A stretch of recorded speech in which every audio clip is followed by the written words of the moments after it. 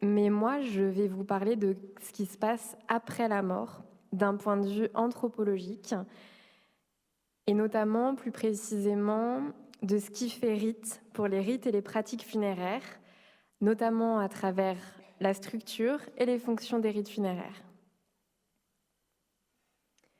Donc, je m'appelle Manon Moncoq, je suis anthropologue. Et comme je disais, je n'en reviens pas parce qu'il y a une autre anthropologue dans la salle, ce qui est rare parce qu'on n'est pas beaucoup. C'est un métier qui est peu connu. Alors, ça se trouve, il y en a d'autres, si c'en est, et n'hésitez pas à vous exprimer. L'anthropologie, c'est une discipline qui est peu connue. On peut la confondre ou la comparer à d'autres, comme la sociologie, par exemple. Pour faire une définition simple, la sociologie, c'est l'étude de la société et l'anthropologie, c'est l'étude de l'homme en société. Pour essayer de comprendre la relation que l'homme a avec le monde d'un point de vue de ses croyances, de ses représentations, de ses pratiques. Et ça, on peut le faire à travers différents prismes comme la religion, l'alimentation, la politique, la parenté. Et moi, j'ai décidé de le faire à travers le funéraire. Donc, je suis anthropologue, spécialiste du funéraire. Je suis toujours en thèse et je fais une thèse sur les funérailles écologiques. Ça fait 12 ans à travers mes études que je travaille sur le secteur funéraire français, notamment sur les rites de crémation par exemple. Et j'ai vu apparaître des innovations qui étaient présentées comme plus écologiques. Donc je travaille ces questions-là depuis 7 ans, dont 6 en année de thèse. J'ai également voulu passer le diplôme de conseiller funéraire, donc celles et ceux qui vous accueillent dans les pompes funèbres lorsque vous devez faire face à un décès et qui vont venir vous accompagner pour toutes les démarches et l'organisation des obsèques. Donc je ne pratique pas, mais j'ai le diplôme et j'ai aussi beaucoup travaillé dans les pompes funèbres, beaucoup fait de stages d'immersion, donc j'ai ce côté un petit peu aussi empirique de terrain à côté de mes connaissances théoriques.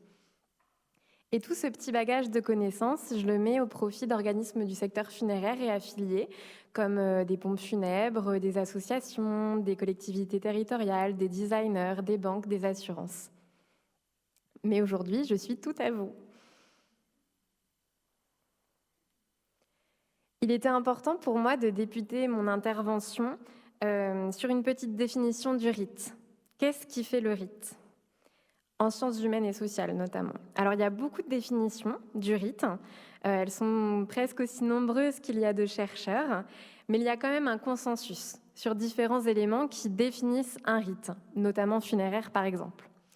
Le fait que ça soit un ensemble d'actes, de gestes, de comportements qui peuvent être accompagnés d'objets, de langage, de signes particuliers. Tout ça, ça va être porteur d'une dimension qui va être symbolique. Il n'y a pas forcément de côté rationnel et c'est pas grave, justement. Ça prend sens aussi dans un cadre spatio-temporel et culturel qui est spécifique.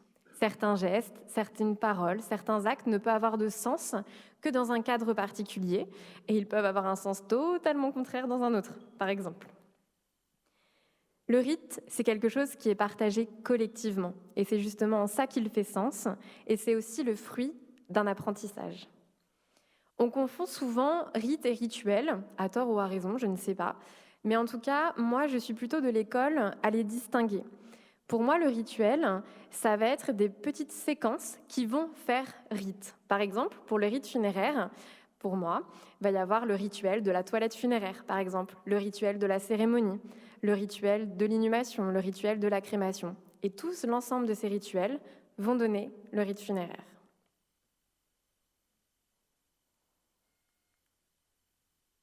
Ça y est, la mort a eu lieu.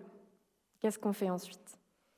Eh bien, l'idée assez universelle, ça va être de faire passer le défunt dans le monde des morts. Dans le monde des morts, de façon assez générale, peu importe les croyances. Mais en tout cas, il ne fait plus partie du monde des vivants, ça on en est sûr.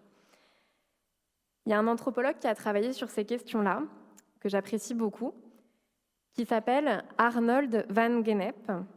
Et il a beaucoup travaillé sur les rites funéraires notamment, et il a théorisé ce qu'on appelle les rites de passage.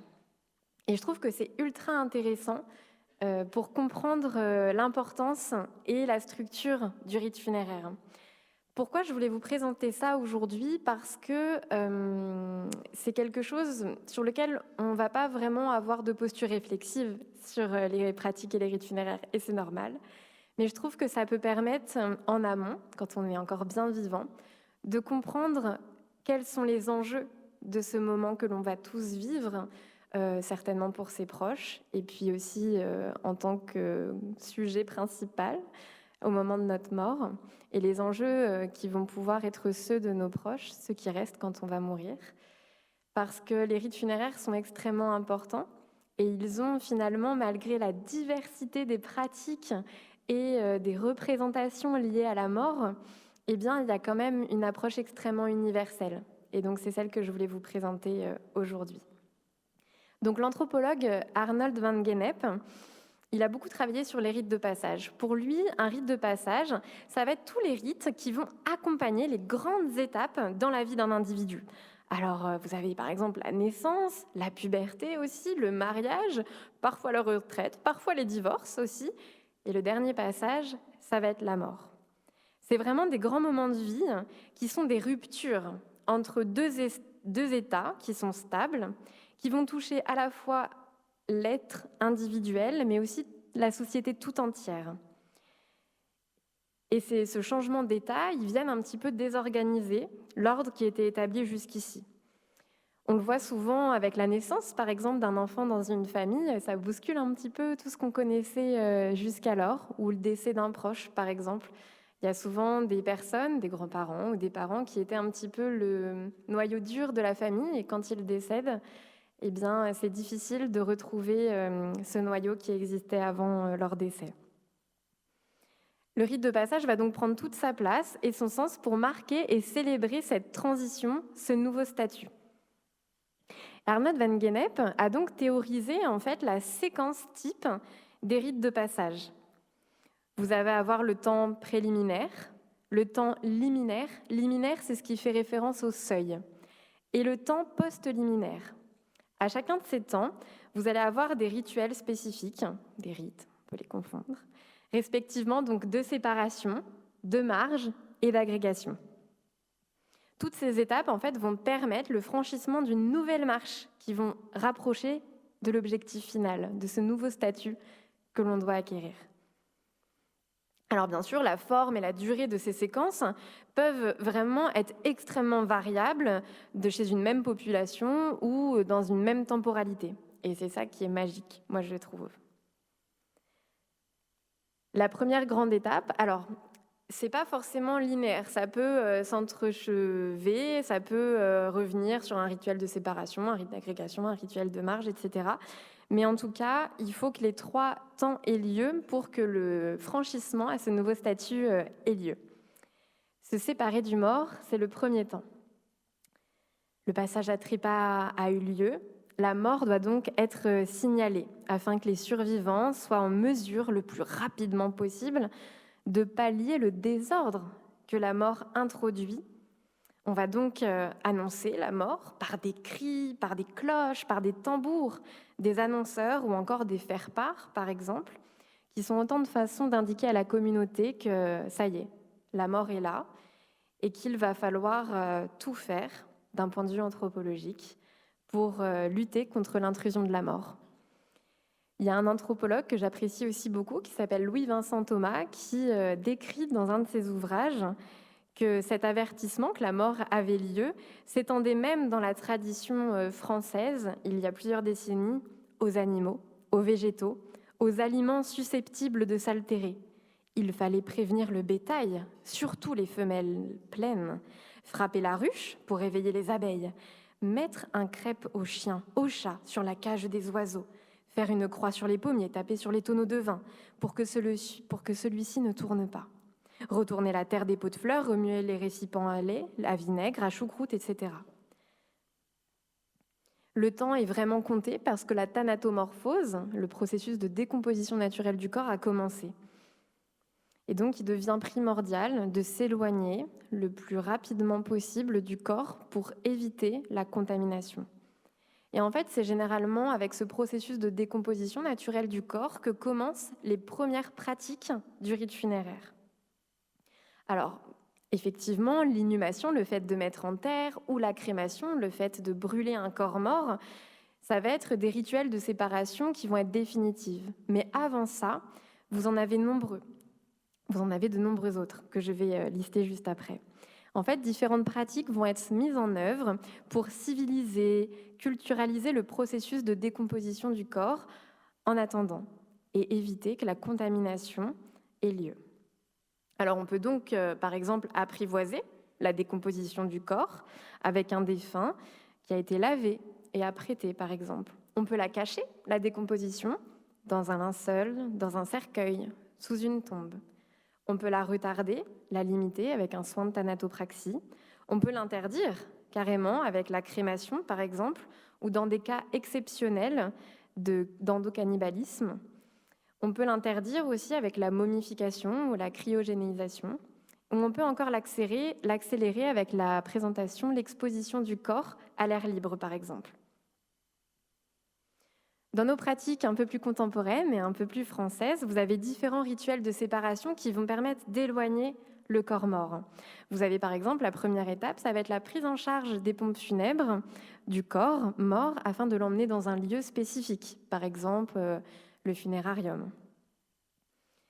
On a aussi le rituel de séparation qui est souvent un des moments les plus difficiles à vivre pour les familles, la mise en bière, le moment où on met le corps dans son cercueil que l'on vient fermer. Enfin, comme je vous disais, l'un des derniers rituels de séparation dans les rites funéraires, ça va être l'inhumation ou la crémation, par exemple. Dans d'autres pays, la séparation, elle peut s'effectuer sous des formes vraiment différentes. C'est le cas, par exemple, des funérailles célestes au Tibet, que vous connaissez peut-être. Le principe, c'est de présenter le corps du défunt au vautour, au rapace, pour qu'il puisse faire disparaître le corps. Une auteure a travaillé justement sur cette pratique et nous dit 3 à 4 jours après le décès, un homme de la communauté vient préparer le mort. Il le dénude, lie ses membres en position assise et l'enveloppe dans un tissu de laine blanc. C'est seulement le lendemain que l'héritier de la famille porte le mort jusqu'au seuil de la maison pour que l'homme qui a préparé le corps le mène enfin sur l'aire de découpage. Le corps est découpé en morceaux du corps face contre sol, en démarrant par le haut du dos. La chair et les os sont broyés à l'aide de pierres, puis mélangés à la tsampa, farine d'orge mélangée avec du thé et du beurre de yak, sous forme de boulettes, offertes aux vautours habitués des lieux. Seule la tête sera conservée dans un tissu et déposée dans une cavité dédiée. Se séparer du mort, c'est quand même pas si simple. Une fois que la mort est annoncée, la séparation avec le défunt s'effectue selon différentes étapes successives dans le rite de passage. Mais il reste quand même différents rituels d'accompagnement, de maternage, qui peuvent être ponctués de prières, par exemple de chants ou de gestes, de paroles spécifiques qui vont encore, le temps que c'est possible, renforcer les liens qui unissent les défunts aux survivants. Ça va permettre d'adoucir la rupture qui est parfois si difficile à vivre. C'est ce à quoi sert le temps de marge, pour laisser du temps et de l'espace à la transition, à ce changement de statut qui est en train de se mettre en place et qui n'est pas si facile à accepter, d'autant plus quand c'est la mort d'un proche. Ça y est, notre défunt est mort, il ne fait plus partie des êtres vivants, il ne fait plus partie en tout cas du monde des vivants, mais il n'a pas encore tout à fait accédé au monde des morts. Il est dans cet entre-deux. Cet entre-deux, c'est un état de marge où le temps est généralement comme suspendu. Il doit être suffisamment long, tout de même, pour laisser le mort rejoindre son nouveau monde. Mais en fait, selon les cultures, selon les croyances, ce temps de marge, il peut être plus ou moins long. Par exemple, chez les musulmans, l'inhumation, elle doit être faite le jour même, ou en tout cas dans les 24 heures. Chez les bouddhistes, par exemple, ça doit être au minimum 3 jours après le décès, pour laisser l'âme se séparer du corps. Donc tout est une question de relativité, mais on remarque, en tout cas d'un point de vue universel en anthropologie, que ce temps de marge, il existe toujours dans les pratiques funéraires. Généralement, les proches du défunt sont quand même directement assimilés aux morts pendant cette période de marge, et la période de marge sera parfois pour les défunts proportionnellement importante au lien tissé avec le défunt et à son statut social. Généralement, les proches du défunt vont être un petit peu mis à l'écart de la société durant ce temps de marge, en signe de respect, par exemple, de ressourcement ou de contrepartie, ou simplement pour éviter un petit peu une probable contagion dont les proches du défunt seraient porteurs et qu'ils risqueraient de transmettre à d'autres, eux, bien vivants. Pendant un temps, en France, ce temps de marge, il pouvait être relié à la conception que l'on avait du deuil. Il y a beaucoup de personnes qui m'ont témoigné, parce que je ne l'ai pas connu, ce temps justement où ils devaient porter le deuil, parfois avec un brassard, peut-être que certains d'entre vous l'ont connu, et il devait pendant une semaine, lors du décès de son grand-père dans les années 70, eh bien, être vraiment en dehors de la vie quotidienne. Il n'avait pas le droit, par exemple, de regarder la télé, d'aller au cinéma ou de sortir. Pour lui, en fait, le deuil, c'était pas simplement quelque chose que l'on portait d'un point de vue vestimentaire, c'était surtout un état d'esprit, une façon de vivre, un marqueur à la fois individuel et collectif. En Afrique, par exemple, certains proches du défunt vont être imprégnés d'interdits. On va par exemple devoir éteindre le feu du foyer, on va devoir arrêter les travaux des champs, les échanges commerciaux. Et il était également d'usage que les femmes enceintes, qui étaient donc porteuses de vie, avaient en tout cas l'interdiction de toucher le corps mort. Dans certaines autres cultures ou traditions, on va avoir un appauvrissement de l'alimentation, une modification de l'habillement. Parfois, on doit porter des vêtements usagés ou on ne doit surtout pas se laver. On peut porter des cordelettes nouées autour du cou ou de la taille en signe de servitude. Et pour les parents proches du défunt, il peut y avoir même des tabous sexuels très stricts. Tout ça va permettre la troisième grande étape du rite de passage pour les pratiques funéraires, qui est l'intégration au nouveau monde, le monde des défunts.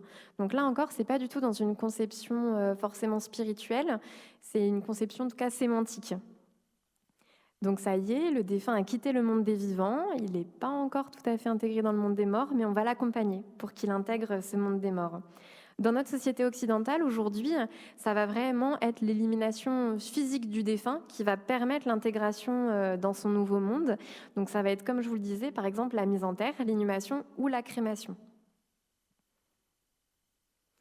Dans d'autres sociétés, par exemple, ça va être véritablement le moment des secondes funérailles. Je ne sais pas si c'est un thème que vous avez déjà entendu. Il y a des premières funérailles qui se font comme nous, on peut faire en France, par exemple.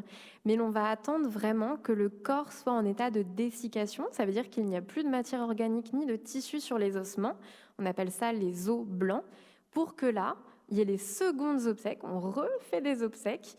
Et on se dit, ça y est, le défunt a véritablement intégré le monde des défunts.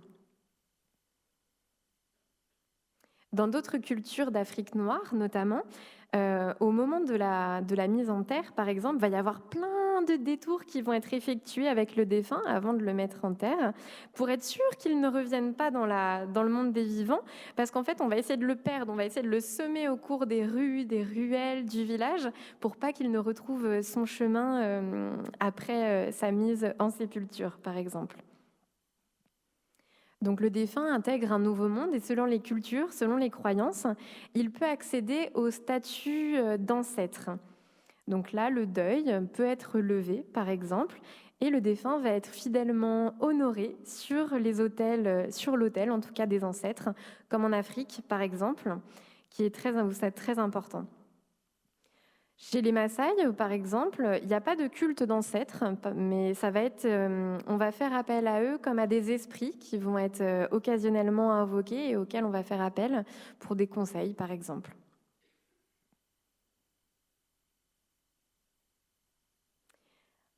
La mort peut aussi paraître comme un éternel recommencement, comme en Afrique, où rien n'est fin et rien n'est commencement.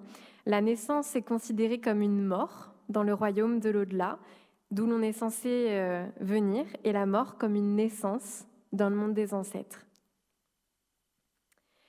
Mais à quoi bon, finalement, faire tout ça? Pourquoi le rite funéraire est-il si important? Les rites funéraires sont une pratique qui est spécifiquement humaine. Alors après, on a quand même des données en éthologie, par exemple, avec les animaux, qui ont quand même quelques pratiques funéraires et qui sembleraient ont conscience de la mort d'un individu et ont des pratiques très spécifiques au moment de la mort d'un individu. Mais en tout cas, de manière générale, les rites funéraires sont quand même une pratique spécifiquement humaine qui serait apparue de façon volontaire il y a 100 000 ans et qui toucherait toutes les sociétés. En fait, on ne connaît quasiment pas de sociétés mises à part en période de grands traumatismes comme des guerres, des famines, des épidémies. Et le Covid, en un sens, a pu mettre à mal nos pratiques funéraires. Mais on ne connaît aucune société qui n'accompagne pas, d'une façon ou d'une autre, en tout cas, ses défunts, d'une cérémonie quelle qu'elle soit. Donc, les rites funéraires, ils apparaissent comme une exigence quand même qui est universelle, mais il y a une diversité des pratiques. On peut se demander donc pourquoi c'est si important finalement depuis autant d'années pour tous les êtres humains. On peut donner plein de raisons à cela. Moi, je vais vous en donner 3 d'un point de vue purement anthropologique. La première, ça va être de servir le défunt. On a un corps mort. La mort est passée, généralement en tout cas, on a un corps mort. La finalité première du rite funéraire, ça va vraiment être le devenir du mort. On ne peut pas laisser ce corps mort sans accompagnement. On va donc régler le devenir physique du mort, la réalité biologique qui est le corps mort, mais aussi sa réalité symbolique. On va l'accompagner d'une façon symbolique. On va pouvoir... Le défunt va pouvoir être l'objet d'une certaine sollicitude. On va pouvoir l'entourer de soins avec la toilette funéraire, par exemple, qu'elle soit rituelle ou non. On va pouvoir le veiller, qui va être en quelque sorte la volonté quand même de retenir encore un petit peu le défunt. Mais on a vu que le fait de le retenir, c'est aussi important pour prendre conscience que le changement de statut est en train de se faire. Chez les Toraja, par exemple, ils nous disent qu'il ne suffit pas de mourir pour que tout s'accomplisse, parce qu'il faut beaucoup de temps pour mourir. Ça peut prendre du temps pour mourir. Chez les Mossi, au Burkina Faso, il faut tuer le mort. Tuer ce qui reste de vivant en lui en brisant tous les liens qui l'unissaient à la communauté. Dans certaines traditions africaines aussi, on va retenir le mort quelque temps pour l'honorer, bien sûr, mais aussi pour le questionner sur les causes de sa mort afin de régler tout ce qui a pu causer des problématiques de son vivant pour être sûr que tous les comptes sont à zéro avant de partir dans un autre monde. Ça permet d'éviter dans les consciences, en tout cas, que le défunt puisse revenir de son vivant pour régler les comptes qu'il n'avait pas réglés de son vivant et que ses proches n'avaient pas réglés au moment de ses funérailles.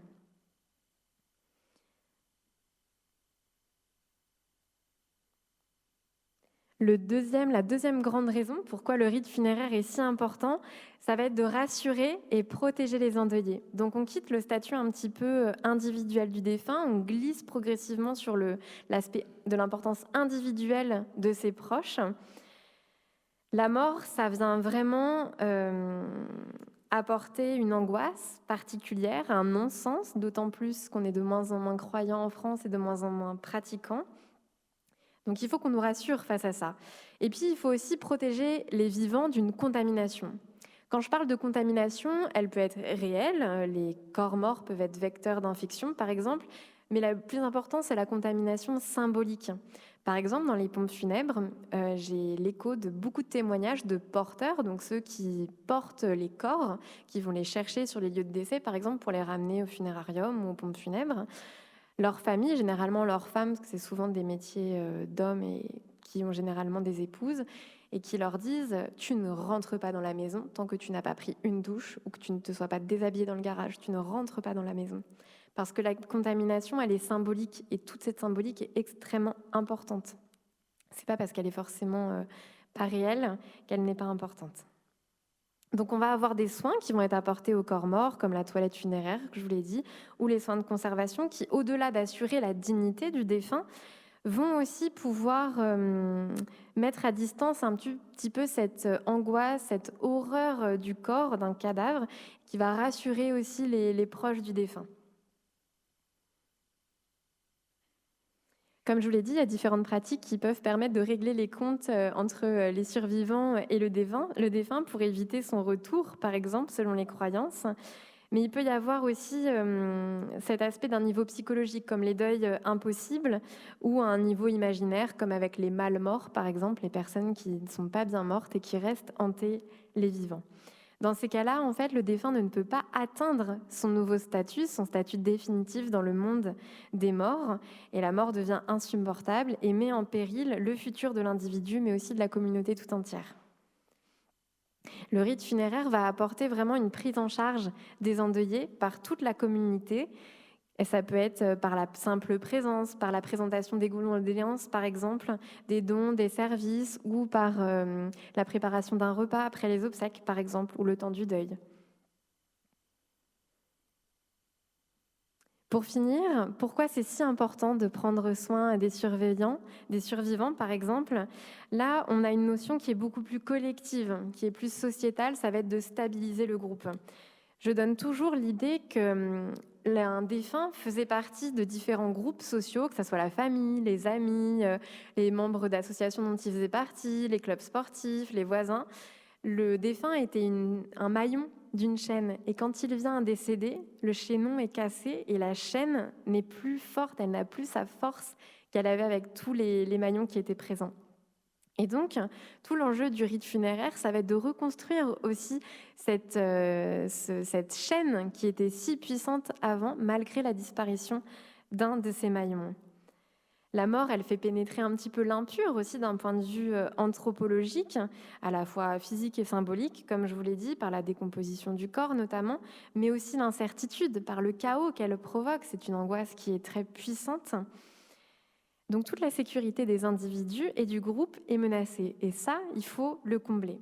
Le rite va donc apparaître comme une assurance, un anxiolytique face à ces problématiques, notamment par un panel de gestes qui sont établis, de symboles, de conduite, de temporalité à tenir.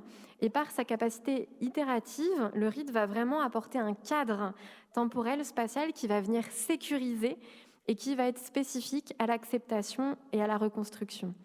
On sait tous à peu près, même si on ne l'a pas vraiment vécu, comment ça se passe, les obsèques aujourd'hui quand quelqu'un décède.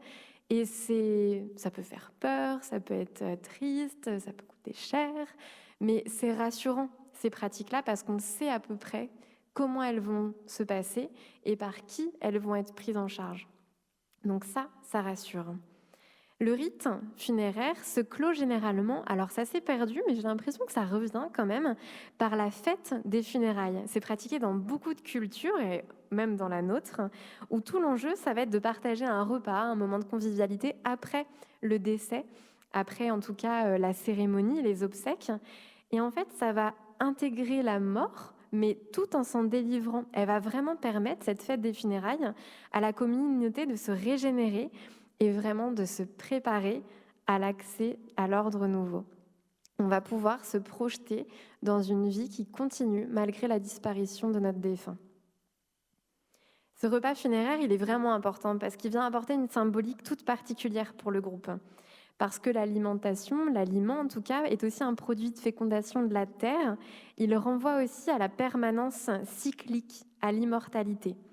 On vient ainsi revitaliser et réaffirmer que l'identité du groupe, par le choix de nourriture spécifique, parfois vous avez vraiment il y a un livre qui est très bien là-dessus, il y a des repas qui vont être très spécifiques au moment des obsèques, c'est souvent des repas très riches, très gras, très généreux.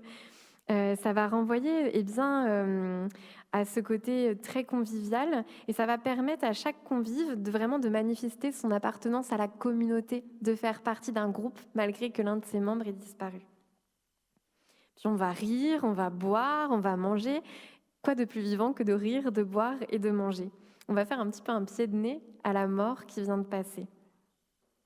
La convivialité d'un repas partagé, c'est vraiment un moyen efficace pour apaiser l'angoisse et aussi le chagrin des survivants. La vie a pu triompher. Cette fête des funérailles, mais aussi c'est tout l'enjeu par exemple d'une cérémonie, ça va vraiment être de célébrer un ordre nouveau. Ça y est, le défunt, il est intégré dans un statut, un nouveau statut qui peut être positif, comme un statut d'ancêtre par exemple. Il va participer peut-être d'une façon ou d'une autre à la survie du groupe. Et puis, toutes ces pratiques vont consoler les deuilleurs qui redeviennent finalement des vivants et surtout, le plus important, des membres de la communauté à part entière. Donc pour finir, le corps mort reste dans tous les cas le point d'appui des pratiques funéraires, mais le seul destinataire du rite, eh bien, c'est l'homme vivant, c'est les deuilleurs qui restent à la fois individuels mais aussi collectifs, et ça c'est extrêmement important. La fonction fondamentale du rite funéraire, ça va être de guérir ou de prévenir, fonction qui revêt d'ailleurs de multiples visages: déculpabiliser, réconforter, revitaliser. Et c'est parce que c'est socialement réglé et encadré comme pratique par un décor, des gestes et un temps spécifique que chacun, finalement, peut composer avec la peur de la mort. Merci beaucoup.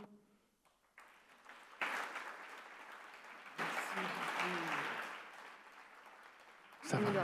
Merci beaucoup Manon. Je t'invite peut-être à me rejoindre avec moi autour de la table et puis ouvrir sur ces questions autour de l'anthropologie, autour de la question des rites funéraires, peut-être des gens qui ont déjà des réflexions, des questions. Je laisse prendre ce micro. Ouais. Non, moi, j'avais peut-être une première question. Le temps, c'est des fois, dans le sentiment, on nous dit que peut-être la mort est plus cachée dans la société actuellement, que, en effet, comme vous l'avez dit, on a un peu un recul de la religion, de la tradition dans la société contemporaine, et pourtant, on sent bien l'importance de faire rite. Alors, est-ce que c'est quelque chose, une vue de notre esprit, de dire, OK, les rites n'existent moins, ou c'est juste qu'ils sont différents, ou voilà, quel endroit on situerait selon vous maintenant, en 2024, sur ces questions? Alors, je pense qu'on ne peut pas dire qu'il n'y a plus de rites. Pour moi, d'un point de vue anthropologique, ce n'est pas possible. Mais en tout cas, c'est sûr qu'ils se sont extrêmement modifiés dans notre société de façon très rapide ces dernières décennies. Donc, on n'a plus les mêmes codes, on n'a plus les mêmes repères, ce dont je vous parlais justement pendant la conférence. Et les nouvelles pratiques peuvent mettre à mal justement ces repères et donner l'impression qu'on n'a plus de rite funéraire particulier. Tout l'enjeu, ça va être de composer avec les nouveaux besoins, les nouvelles attentes des défunts, de leurs proches, avec aussi toutes les transformations qui sont en train de se passer, et avec le secteur aussi très professionnalisé des pratiques funéraires, qui est assez récent en fait dans l'histoire de notre pays. Donc voilà, pour répondre, il y a toujours des rites, ils sont différents et ils sont en cours d'ajustement. Ça va arriver. Non, vous parlez aussi de la question de peut-être de la question du collectif et la question de l'individuel, peut-être pour aller dans cette démarche où peut-être l'impression qui est peut-être encore fausse, que les démarches collectives autour de ces questions sont moindres, en tout cas différentes. Alors je ne sais pas, voilà, où vous parlez aussi peut-être de nouvelles pratiques, peut-être nous éclairer là-dessus, qu'est-ce qui se passe aussi dans ces un peu changements, peut-être même autour de la question de l'écologie, on sent bien qu'il y a de nouvelles choses dans nos sociétés qui basculent sur toutes ces questions. Ouais, c'est un peu large, il y a plusieurs questions la question individuelle, collective, question de l'écologie. Je ne suis pas une spécialiste, je n'ai pas énormément étudié ce qui s'est passé pendant le Covid, mais la question de l'aspect collectif du rite funéraire a été vraiment mis en lumière, en tout cas parce que beaucoup de personnes n'ont pas pu assister aux obsèques. Elles ont parfois eu la possibilité d'y assister en visio, sur ordinateur, par caméra. Donc on s'est retrouvés à vivre des cérémonies, des obsèques de façon très individualisée, ce qui a le mérite quand même d'exister, mais qui a pu être difficile à vivre justement parce qu'il n'y avait pas cette part collective de faire rite ensemble, de vivre ce même moment dans ce même espace-temps ensemble. Donc on a pu voir à quel point ça pouvait être important. Il y en a même qui ont recréé des cérémonies chez eux en invitant toute la famille, mais qui par visio quand même pouvaient y accéder, mais ils ont quand même eu ce besoin de se retrouver ensemble. Donc pour l'aspect collectif, voilà ce qui me vient tout de suite à chaud en tête. Après, sur les nouvelles pratiques, je pense que les deux pratiques qui me viennent vraiment en tête et qui bouleversent beaucoup de choses à l'heure actuelle et sur lesquelles on est vraiment toujours en cours de construction, ça va être la crémation et les cérémonies civiles. La crémation, elle vient complètement casser les codes de la cérémonie ou des rituels qui étaient plutôt encadrés par la religion catholique, notamment. Donc, moi, j'ai beaucoup de témoignages de personnes pour qui la cérémonie ou le rituel de la crémation a été parfois un petit peu compliqué à vivre. Et on voit aussi l'intérêt qu'il peut y avoir pour les cérémonies civiles, donc qui sont non religieuses ou cérémonies laïques. Et là encore, il y a beaucoup de choses, je pense, à accompagner, à construire pour que c'est le même sens et les mêmes effets qu'une cérémonie religieuse que peut avoir sur des pratiquants. Et puis bien sûr, toute la question des nouvelles pratiques qui font référence à l'écologie, comme avec de nouveaux modes de sépulture, comme l'aquamation, l'humusation, l'Enor process. Ok, merci. En tout cas, voilà, je me permets, vous parliez quand même de la question des non-morts, ou c'est ça, ou c'est quoi le nom qu'on donne? Des mal-morts, c'est ça, cette question-là de, finalement, des fois, on peut faire deuil, ou en tout cas, il manque le corps, quoi, comme symbolique, c'est ça, pour faire deuil, quoi. Alors,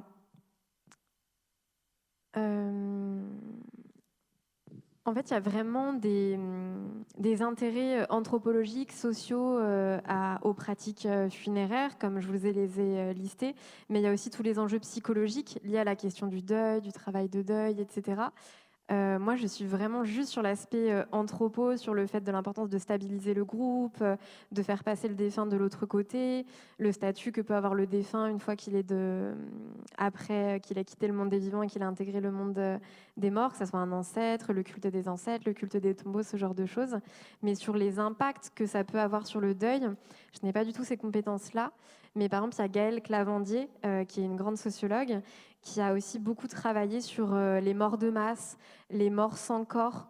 Et elle a beaucoup été interpellée au moment du Covid sur le fait que beaucoup de personnes n'ont pas pu voir le corps après le décès parce que tout est allé très vite dans les rites funéraires. On a mis en bière, on a enterré à une vitesse folle et donc les familles ont été dépossédées de leurs défunts et ont été privées d'obsèques. Et donc beaucoup ont dit c'est un deuil impossible, c'est une catastrophe, etc.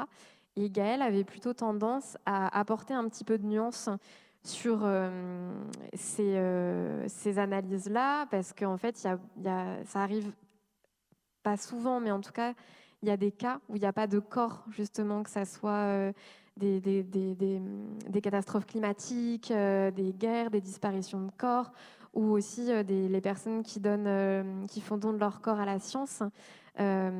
Et tout ça ne crée pas forcément des deuils pathologiques, en tout cas. Ça peut être un facteur, mais ça ne peut pas forcément donner que des deuils pathologiques. Mais là, moi, ce n'est pas du tout ma spécialité, donc je ne veux pas dire de bêtises. Non, merci déjà pour ces éclairages. Je crois qu'il y avait plusieurs questions. Gauche, droite. Juste un petit mot sur le deuil. Il y a quelque chose de difficile dans le mot deuil, parce qu'on l'utilise à des moments différents. On dit être en deuil, c'est un état, et on dit faire un deuil. Et après, on dit le deuil est fait. Vous voyez que c'est toujours le même mot, et c'est 3 temps différents. Et ça vient de nouveau compliquer la conception. Donc, est-ce qu'on peut faire deuil si on ne va pas au rituel? Deuil, donc faire le deuil, c'est une transformation. Donc, il y a des gens qui auront besoin de ces rituels, de ces rites, et si on n'y va pas, ça peut l'empêcher, mais c'est pas obligé, parce que ce qui va faire deuil aussi, en fait, c'est le temps qui passe. Non pas qu'on oublie les gens, mais déjà, c'est minimum 1 an, un deuil. S'il faut passer le premier été sans cette personne, le premier printemps sans cette personne, le premier Noël sans cette personne, le premier anniversaire de mariage sans cette personne. Donc, ce qui va faire deuil, c'est le fait de vivre l'absence sur des événements particuliers, que cette absence, elle se répète une 2e année, une 3e année, une 4e année, et jusqu'à ce qu'on arrive à faire transformation. Donc, le rite, les rituels peuvent servir, mais la répétition de l'absence, et puis la faire deuil, effectivement, c'est pas oublier, c'est faire le truc de Cyrulnik, là, faire résilience. Voilà. C'est pouvoir se construire encore et autrement. Voilà. Voilà, merci. On a eu donc ces 2 points de vue autour de ces questions. Super. Il y avait plein d'autres questions. Je vois ici, je vois ici.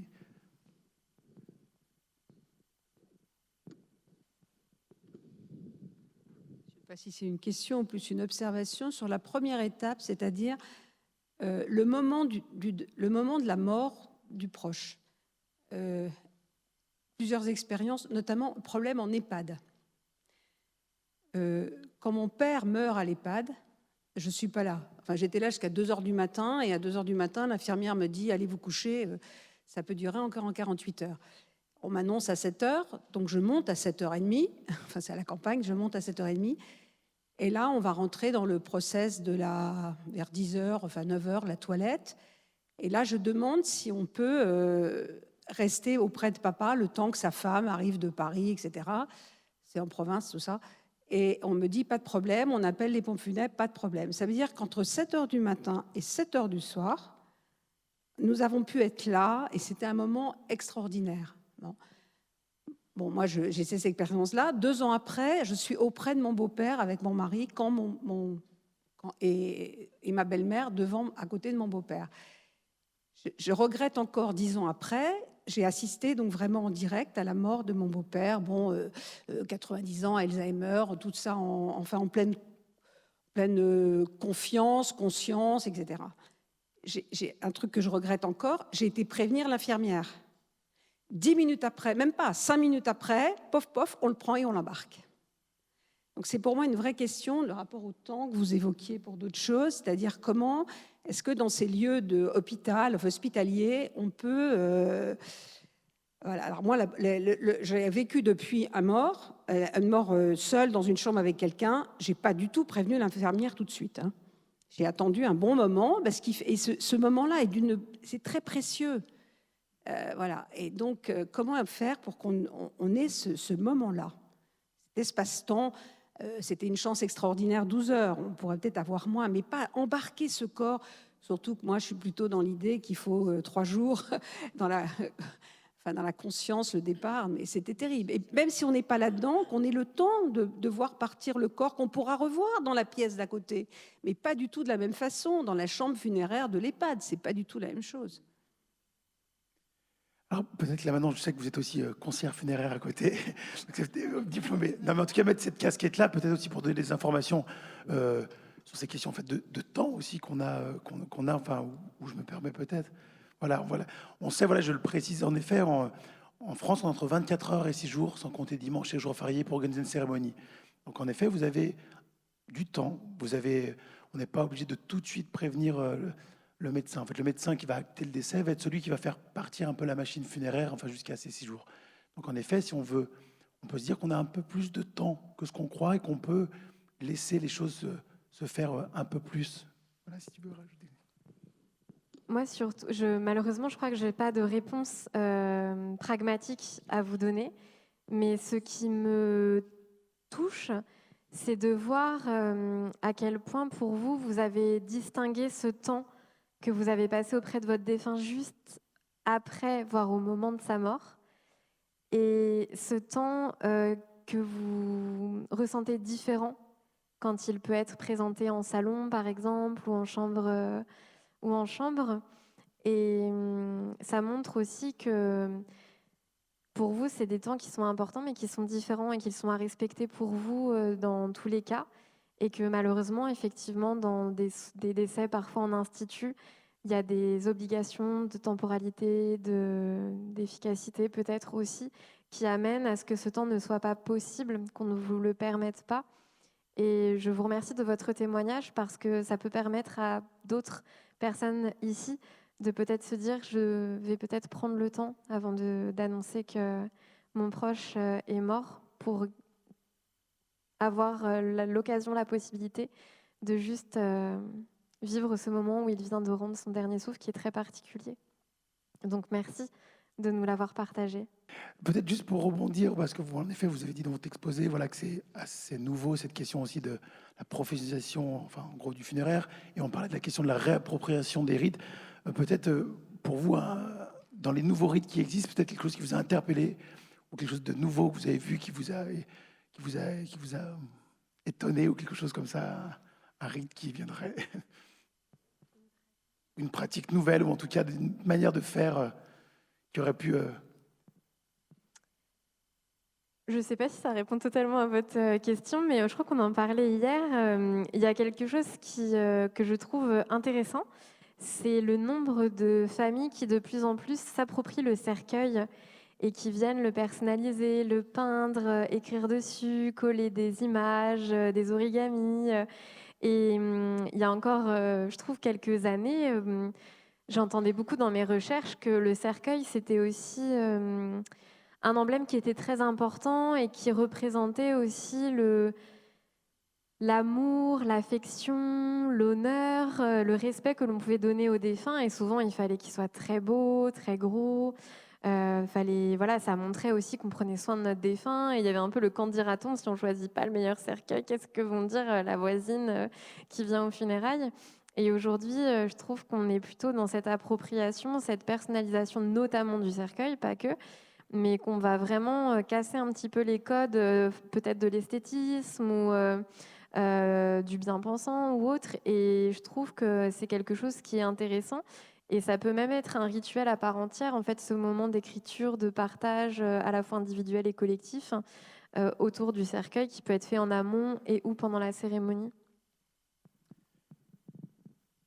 Eh bien, merci Manon Moncoq pour toutes ces questions. Peut-être pas comme tout le monde, en quelques mots, la mort pour vous, c'est... Je sens que tout le monde a adoré cette question. Pourtant, depuis ce matin, je l'écoute, j'aurais dû m'y préparer, je savais. La mort, qu'est-ce que c'est? C'est passionnant. C'est passionnant, voilà. Merci beaucoup Manon Moncoq.